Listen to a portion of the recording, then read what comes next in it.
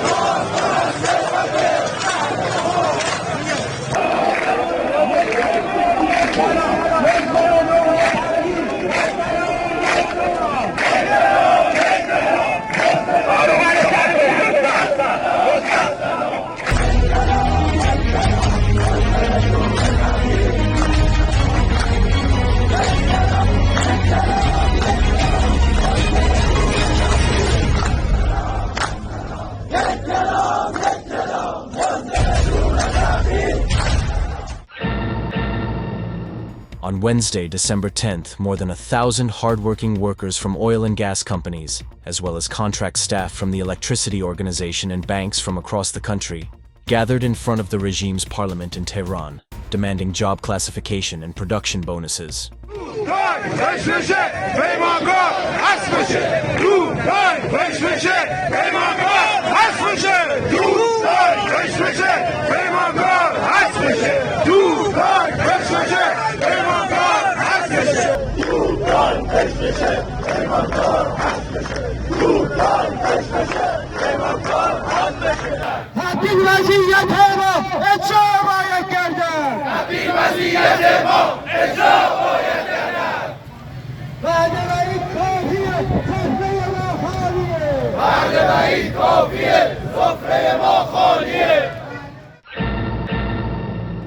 Employees of the Shiraz telecommunication factories also staged a rally to protest the non-payment of 6 months of wages and the deduction of insurance fees despite not being insured.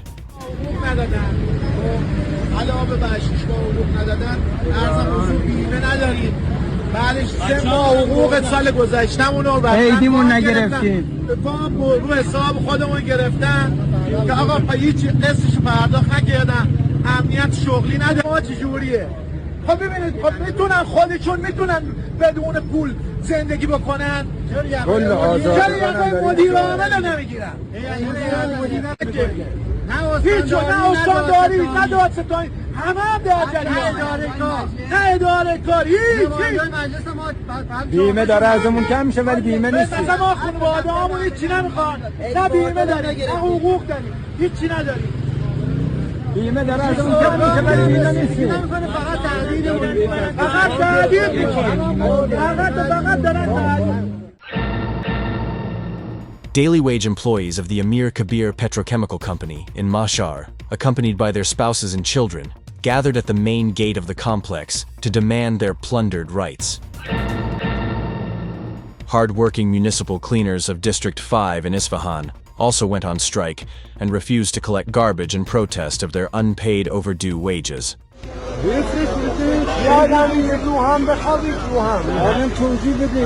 کارگران منطقه 5 به دلیل پرداخت نشدن حقوق آبان و امروز 12/9 اینجا سرسیمی از دیروز تا الان نمیان زباله رو ببرن. On Tuesday, workers of Shadigan Steel stopped working on the third day of their strike. protesting the lack of job classification and production bonuses. Staff of health centers and health houses in Kermanshah province held a protest gathering in front of the regime's provincial governorate on Monday, December 8th, protesting their dire livelihood conditions and unpaid claims. In Shiraz, employees of the FAR's welfare organization gathered in front of the provincial governorate on Wednesday, December 10th, to protest low wages, discrimination, and severe economic pressure. Protesters say that despite years of experience and high academic degrees, their salaries do not cover even the most basic living expenses.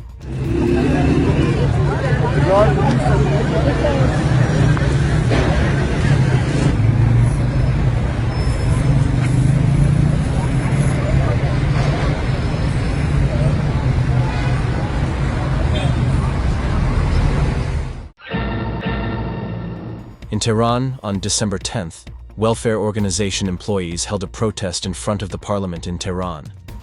With a master's degree and 15 years of experience, they only get paid around $130, not enough to make ends meet. Welfare staff are responsible for addressing the vulnerabilities of society, yet today, they themselves are trapped in the severest livelihood crisis.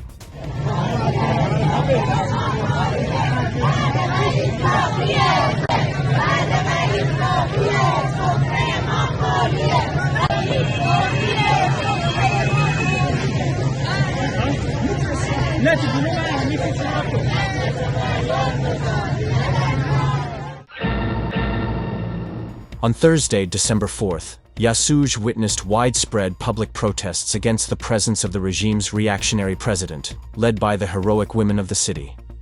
On this day, the people of Yasuj held various gatherings to shout their anger at the presence of the president and the regime-affiliated water mafia responsible for the destruction of the region's environment.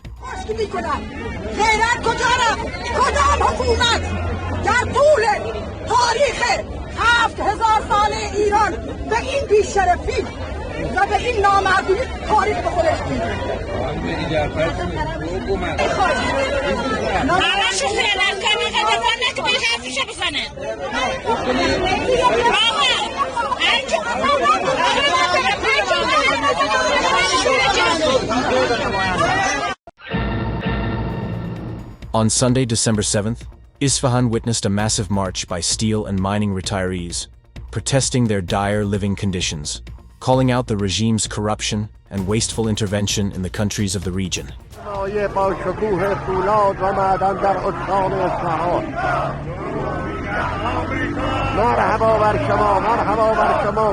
که از حقوق قانونی خود دفاع می‌کنید.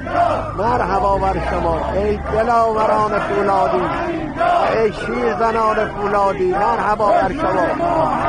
شما که زیاده خواه نیستید.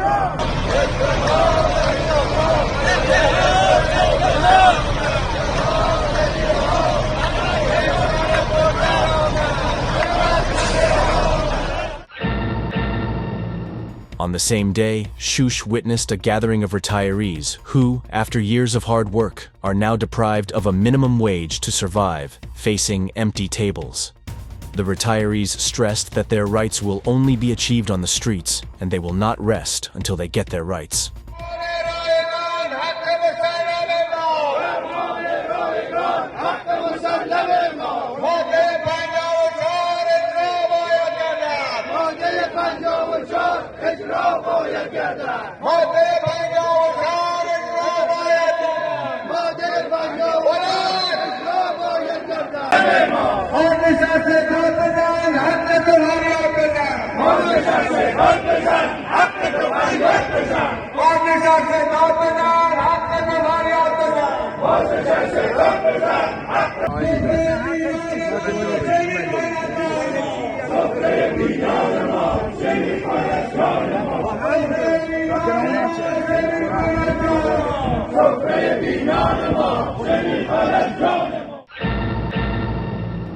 On Monday, December 8th, telecom retirees in Tehran staged a massive march to protest the plundering of telecommunication resources by the institutions affiliated with the IRGC and the Office of Regime's Supreme Leader Ali Khamenei. اسرائیل دشمن بازنشسته نظام اسرائیل دشمن بازنشسته بنیاد تعاون سپاه دشمن بازنشسته بنیاد تعاون سپاه دشمن بازنشسته دولت بی‌کفایت بازنشسته ننگ ما ننگ ما صدا و سیمای ما ننگ ما ننگ ما خواهران رها شده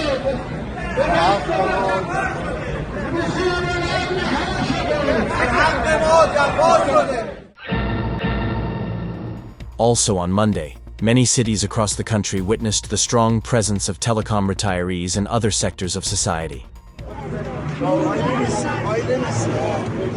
4 میلیون و 100 هزار تومان بگیرم با 12 تا 6 تا مبلغ از کی بگیرم؟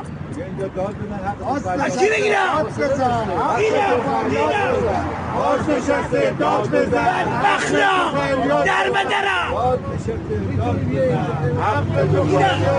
اینم کار سخت نگر ما چیست روزگار ما خواسته ما این زمان معیشت است و درمان خواسته ما این زمان معیشت است و درمان فقط کف خیابان به دست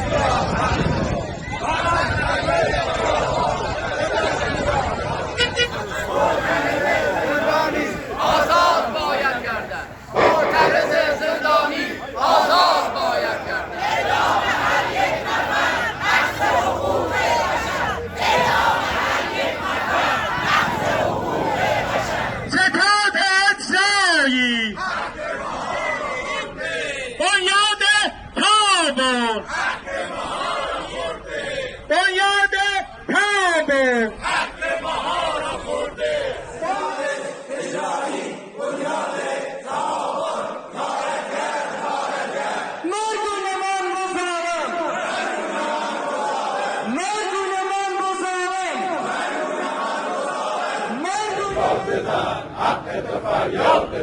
دشمن بازنشسته به سلطنت نشسته دشمن بازنشسته به سلطنت نشسته فریاد بازنشسته قانون کجا نشسته فریاد بازنشسته قانون کجا نشسته. On Monday, December 8th, a group of poultry farmers gathered in front of the regime's parliament. They performed a prayer for the dead, for the laying hen industry, to protest its destruction by regime officials due to the failure to provide livestock feed.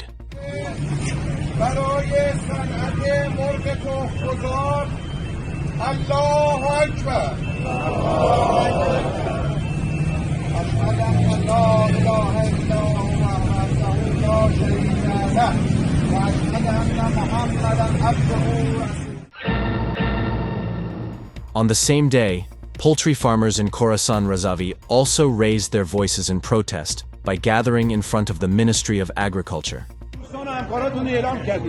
تمام مرغای ما دارن خودخوری پیدا کرده کلی تلفات داریم امروز ما خراسانیم آقا به شنبه ما تهرانیم سه شنبه آقا تهران الان صحبت کنین یا مشکل ما را اینجا حل فصلش کنین یا خدمت شما هست کنین اگه حل فصل نمی‌کنیم ما با کل مردارا تهران.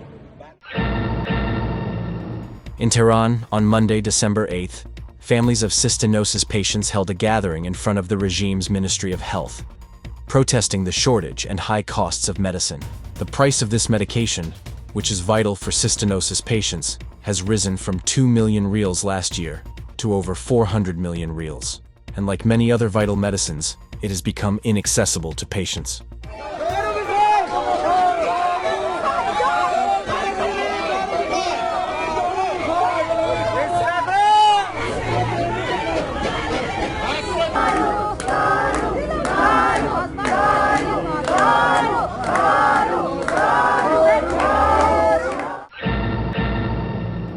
Dear viewers, we have reached the end of this week's edition of Iran Protests Weekly. We hope we have been able to reflect parts of the Iranian people's voice of protest in this program. Follow the People's Mujahideen Organization of Iran on YouTube, Facebook, X, and our website.